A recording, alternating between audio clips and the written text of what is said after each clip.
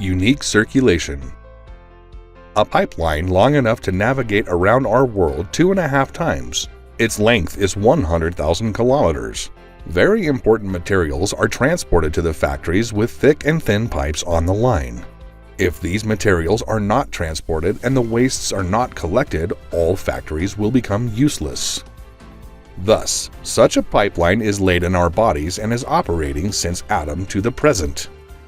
As the pipes of this line, our arteries, veins, and capillaries carrying clean and dirty blood are long enough to circumnavigate the world 2.5 times with 100,000 kilometers. Thanks to the large and small blood circulation and the blood flowing through our veins, nutrients and oxygen are transported to our cells and organs without trial and error.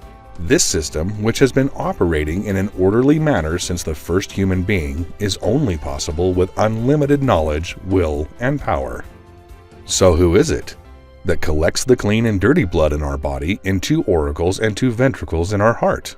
That makes our blood vessels circulate throughout our body with 100,000 kilometer long veins by working the muscles and 4 heart valves regularly.